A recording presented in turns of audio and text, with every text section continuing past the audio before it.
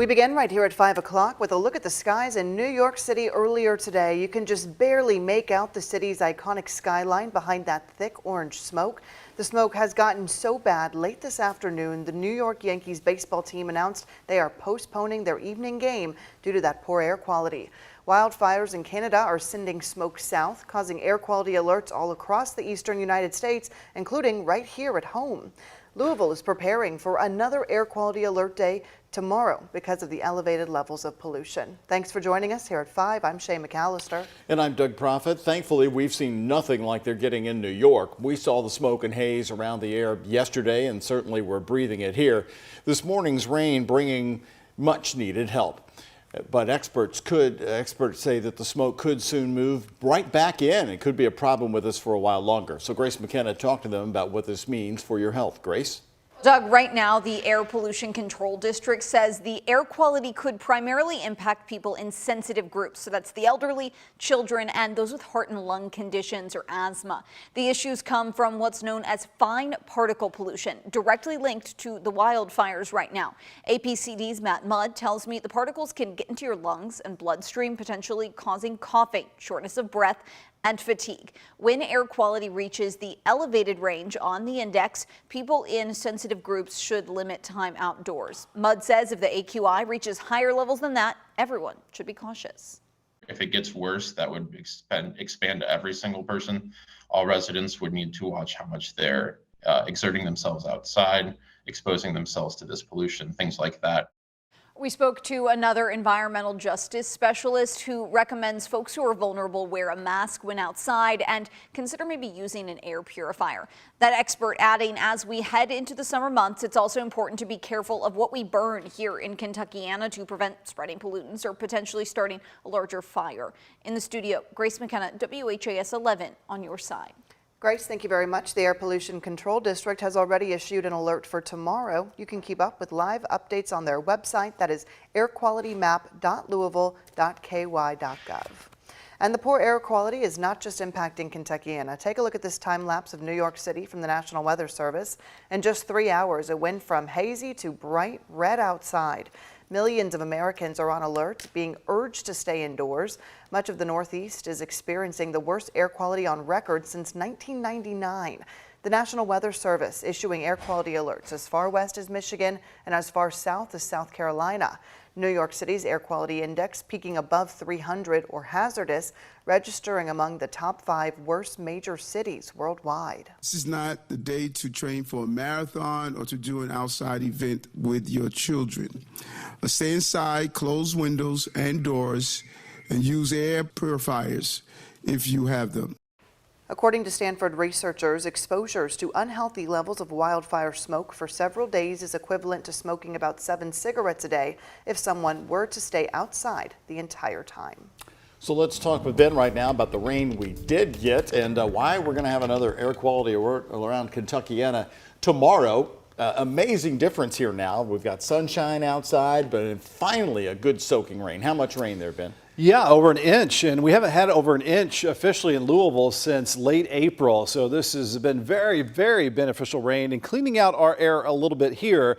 Right now, as we look at the air quality map, this is a map of the air quality monitoring stations, and we are in the yellow, so it is a bit better here and a whole lot better than what they're dealing with over the Northeast, where you see the red and purple colors in that very unhealthy level. But again, no air quality problems at the moment thanks to some of that rainfall that we had. We still do have some of the haze though around the area from the wildfire smoke in Canada. It looks like it's going to dissipate a little bit for tomorrow. I think tomorrow's air quality alert is kind of a precaution just in case we still have some lingering effects from the wildfire smoke, but it should lessen over the next couple of days and looking even better on Friday. So it should be short-lived around the area. Rainfall totals of the MSD rain gauges. Look at that good soaking right a ½ inch to an inch of rainfall throughout Kentuckiana, and the bulk of that rain is starting to move off to the south with that clearing sky as well from north to south throughout Kentuckiana. So Futurecast shows those temperatures in the 60s around sunset. It'll be a cool night and mostly clear. Low temperatures dropping down to the 50s, so a good break from the AC. And tomorrow, pleasant and mostly sunny, north breeze, and temperatures topping out in the mid to upper 70s. So right now you can see that clearing sky. Some sunshine returns, only in the lower 70s now, and it is pretty calm out there behind that front. Still cool in the 60s where we had the lingering clouds and a few sprinkles to the south. So clearing and cool tonight. Low temperature forecast 56, around 72 at lunchtime tomorrow, and tomorrow afternoon a high up to 78 degrees. We do have another good rain chance, which we will take. I'll show you when that'll happen coming up in our complete storm team forecast. Ben, thank you. More news here tonight at 5 o'clock. The 19-year-old man accused of opening fire outside a high school graduation in Virginia appeared in court today. He's now facing murder charges. What should have been cheers for the graduating class of a high school in Richmond, Virginia, instead turned to screams as gunfire sent terrified students and their families scrambling for cover at 5 o'clock last night. Police arrived within 45 seconds at a theater near Virginia Commonwealth University in Virginia. In Richmond, where the graduation was held. They later confirmed 2 people were killed. 18-year-old student Sean Jackson and his father Renzo Smith, both shot and killed. Sean's mother telling ABC News her family was there to celebrate his graduation. Sean's 9-year-old sister was also a victim. She's now recovering in a wheelchair after being hit by a car while fleeing the area. The suspect is now facing 2 second-degree murder charges with possibly more to follow. I walked past this guy and he ran, and the next thing I know, he was shot. It was total chaos. The Richmond School District is canceling all graduation ceremonies until further notice. The Gun Violence Archive says so far this year there have been 279 mass shootings. Now to an unusual homicide investigation. Detectives called to a Louisville pool after a shooting victim drove into it. According to authorities, 21-year-old William Hines was driving on Cooper Chapel Road when he was shot last night. Officials believe Hines then veered off the road into a pool on Brookbend Way. He later died at the hospital. You can see here LMPD's dive team helped hook up the car and lift it out of the pool. The car was loaded up onto a tow truck and taken away as evidence. This is the first time I've seen a vehicle in a pool and something happening like this. So I'm sure everyone's alarmed in the neighborhood about this, and not something that you see very often. This is definitely a first one for me. No other injuries were reported in that incident. And late last night, officers responded to a shooting at the Falls of the Ohio State Park in Clarksville, Indiana. There they say they found a man who had been shot in the stomach. They took the victim to U of L Hospital and say he is currently recovering and in stable condition. Clarksville police say it is still an ongoing investigation, but they do consider this to be an isolated incident, meaning there is no danger to the public. The city of Brandenburg, to our west on the Ohio River, has officially lifted the boil water advisory for its residents and their non-essential use ban for Brandenburg Water customers. They also say the state of emergency has now expired. Earlier this week, a big water main break caused the water plant to experience a pump failure, which caused about 400 gallons of water per minute to leak.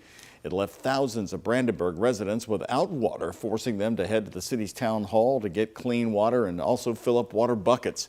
Within 24 hours, the city discovered the main break near the middle school and fixed it and issued the boil water advisory. Now, 2 days after the initial main break, the boil water advisory again for Brandenburg is now over. It's been lifted. LMPD's most recent amnesty period, an attempt to clear the crowded tow lot, was a success. 83 vehicles were released from the lot. All fees were waived for those vehicles as people retrieved their cars that had previously been towed. According to LMPD, the total amount of fees waived equaled $19,000. If you have questions about a car's status in the tow lot, call them at 502-574-7078. The city hopes to make space in the tow lot to make room for more disabled and abandoned cars so they can be moved off of city streets. For the first time ever, the LGBTQ+ community is under a state of emergency nationwide. The warning was declared by the Human Rights Campaign. The organization says a wave of threats and anti-LGBTQ legislation has put lives in danger in the United States. Alexis Jones talked with Louisville's Fairness Campaign today. And Alexis, how do they feel that declaration will impact the community here locally? Well, Shay, according to the executive director of the Fairness Campaign, Chris Hartman, he says that the warning puts community members on a high alert and protects travelers visiting parts of the country, which is much needed during Pride Month. Hartman says it's a dangerous time to be LGBTQ in Louisville and the United States. 550 anti-LGBTQ bills introduced in state legislatures all across the nation.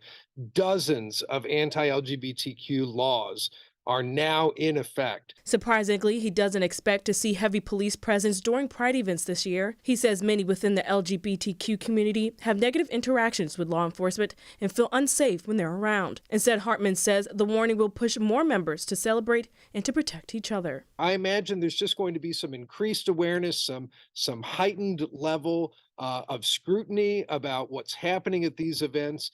But at the end of the day, nothing is going to stop these Pride events. Nothing is going to stop the joy of our community coming together to support and love one another and to fight back against these unjust laws that are disproportionately impacting our trans community all across the country. The Human Rights Campaign says it plans to arm the community with information and resources to keep them safe. And we reached out to Louisville Metro Police Department, Louisville FBI about safety concerns, especially during Pride Month. We are waiting to hear back from them. In the studio, Alexis Jones, WHAS11 on your side.